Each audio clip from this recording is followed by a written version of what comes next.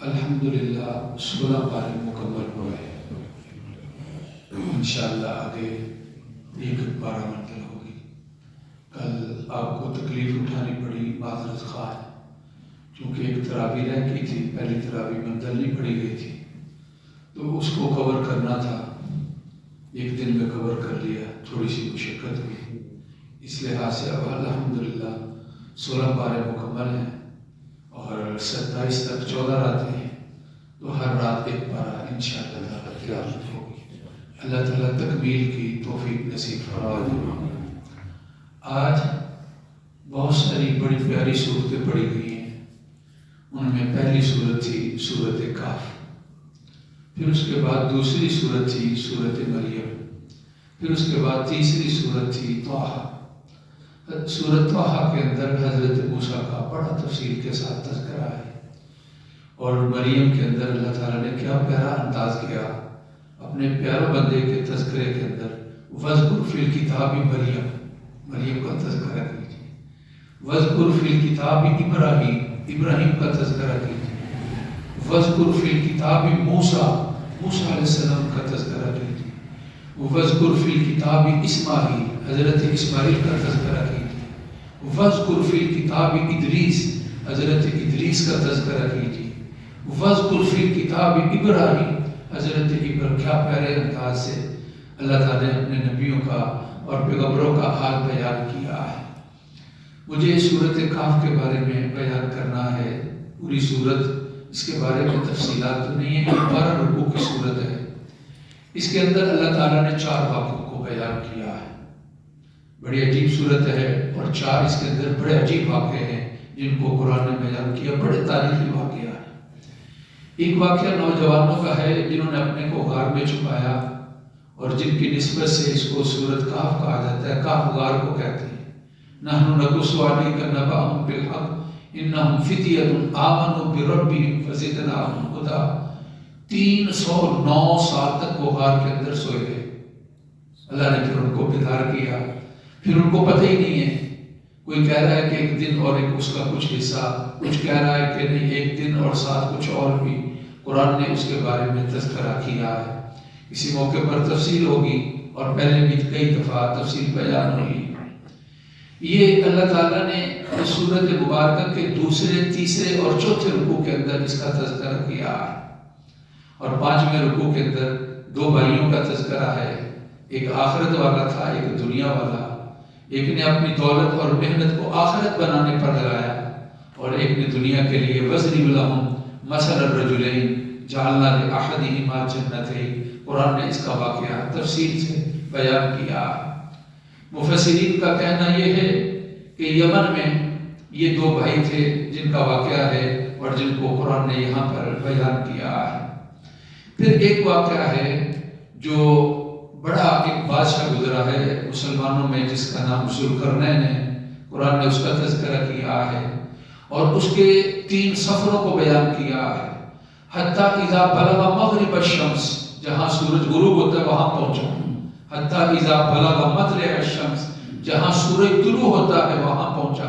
حتیٰ اذا بلغ بین السدین، 2 پہاڑوں کے درمیان یاجوج ماجوج، وہاں پر پہنچا.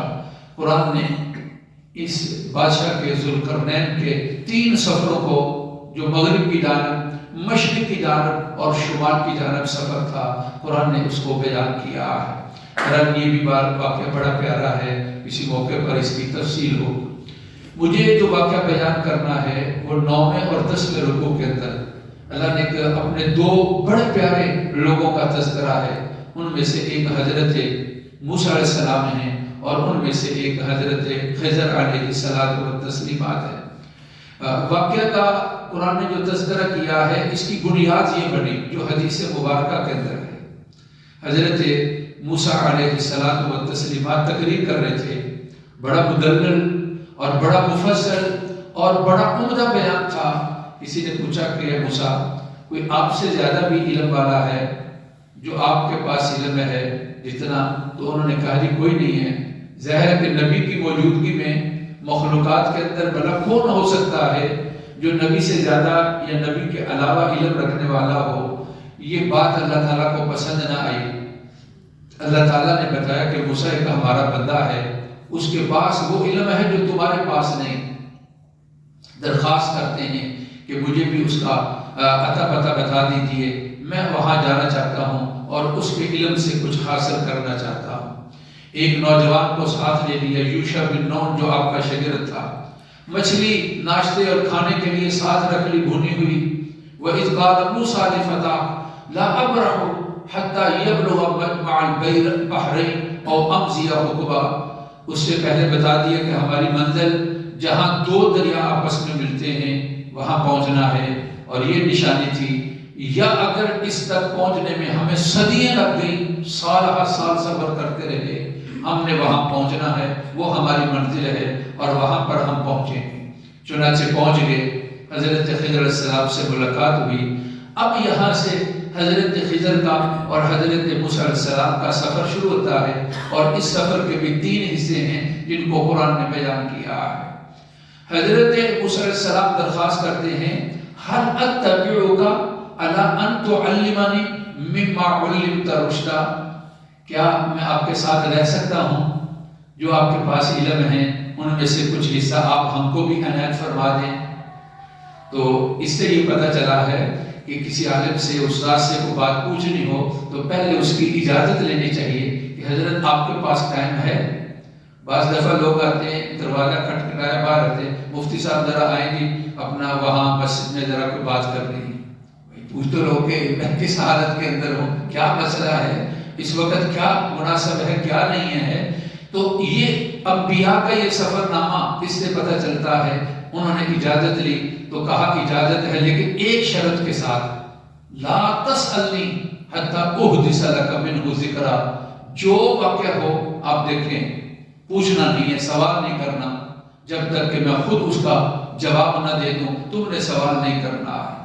چنانچہ قرآن کہتا ہے فَانْطَلَقَا حَتَّىٰ إِذَا رَكِبَا فِي السَّفِينَةِ، آپ چلے، کشتی میں سوار ہو گئے، بغیر پیسے کے انہوں نے کشتی میں سوار کر لیا، اور حضرت خضر نے کشتی کو توڑ دیا اور پھاڑ دیا، کہا اخرقتها لتغرق اہلها لقد جئت شیئا امرا، اس لیے کشتی توڑی تاکہ کشتی والے سارے کے سارے تباہ و برباد ہو جائے۔ لقد جئت شیئا امرا، یہ بڑا برا کام کیا ہے۔ تو انہوں نے کہا کہ یاد آیا کہ ایک شرط لگائی تھی کہ تم نے سوال نہیں کرنا ہے، کہا لا تؤاخذنی بما نسیت ولا ترہقنی من امری عسرا، حضرت جو بھول ہو گئی ہے اس پر سختی نہ کیجیے اور میرے لیے آسانی۔ تو فانطلقا، پھر چل پڑے، حتی اذا لقیا غلام فقتلہ قال اقتلت نفسا زکیۃ بغیر نفس لقد جئت شیئا نکرا، آپ نے ایک بچے کو قتل کر دیا اور معصوم کو بغیر کسی وجہ کے آپ نے ایک بچے کو حضرت خضر نے پکڑا اور قتل کر دیا۔ کہا کہ آپ نے قتل کیا ہے ایک بچے کو جس کا کوئی قصور نہیں، لقد جئت شیئا نکرا، یہ تو پہلے سے بھی زیادہ بہت برا کام ہے جو آپ نے کیا ہے۔ حضرت خضر نے یاد کیا، قال الم اقل لک انک لن تستطیع معی صبرا، وہ کہنے لگے حضرت خضر میں نے کہا تھا نا تم ہمارے ساتھ نہیں چل سکتے، تم ہمارے ساتھ نہیں رک سکتے۔ کہا حضرت موسیٰ علیہ السلام نے فرمایا، قال ان سألتک عن شیء بعدها فلا تصاحبنی قد بلغت من لدنی عذرا، حضرت آگے اگر میں سوال کروں تو پھر آخری بات ہے، اس دفعہ بھی چھوڑ دیجئے۔ قرآن کہتا ہے فانطلقا، پھر آپ کا سفر شروع ہو گیا۔ حتی اذا اتیا اہلها قریۃ استطعما اہلها فابوا ان یضیفوهما، بستی میں آئے، بھوک بڑی لگی تھی، ان سے کہا کھانا کھلا دو، انہوں نے سب انکار کر دیا۔ تو حضرت خضر علیہ السلام نے کیا دیکھا، فوجد فیہا جدارا یرید، ایک دیوار کو دیکھا بس گرنے والی تھی، فانقض فاقام، آپ نے ایسے اشارہ کیا وہ دیوار بالکل سیدھی ہو گئی۔ حضرت موسیٰ علیہ السلام بول پڑے اور کہا کہ یہ کیا کیا، انہوں نے ہمارے ساتھ یہ معاملہ کیا ہے اور آپ نے ان کے ساتھ یہ معاملہ کر دیا۔ تو حضرت خضر نے اب جواب دیا کہ ھذا فراق بینی و بینک سأنبئک بتاویل ما لم تستطع علیہ صبرا، یہ میری اور آپ کی جدائی ہے، اب میں بتاتا ہوں کہ آپ جس چیز پر صبر نہ کر سکتے۔ وہ کشتی مسکین لوگوں کی تھی، آگے ظالم بادشاہ تھا، وہ نئی اور اچھی کشتیوں کو پکڑ لیتا تھا، ہم نے اس میں عیب بنایا تاکہ بادشاہ عیب والی چیز سمجھ کے نہ پکڑے، چنانچہ کہتے ہیں بعد میں اس کو ٹھیک بھی کر دیا۔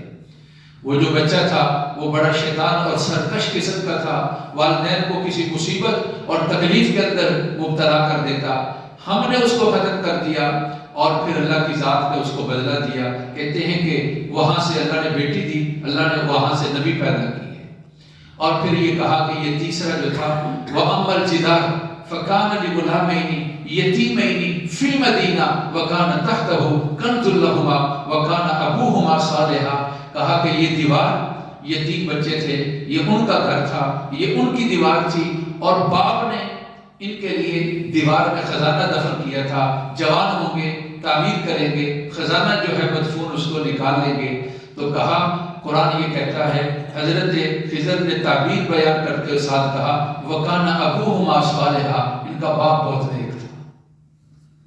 اس سے پتہ چلتا ہے کہ والدین کی نیکی اور حد کے اندر اس کا اثر آتا ہے۔ کہتے ہیں سکا باپ نہیں تھا، پشتوں کے اندر کہیں پیچھے بڑا نیک آدمی تھا ان کا، ان کے بزرگوں میں اس کی نیکی، اس کا اثر، ان کے مال کی حفاظت، اللہ نے اپنے ایک نبی اور ایک برگزیدہ بندے حضرت خضر کو بھیجا، جاؤ ان بچوں کی جو ہمارے ایک مقبول اور نیک بندہ ہے، ان کی اولاد ہے، ان کے مال کی حفاظت کرنی ہے۔ چنانچہ اس دیوار کی حفاظت کر دی۔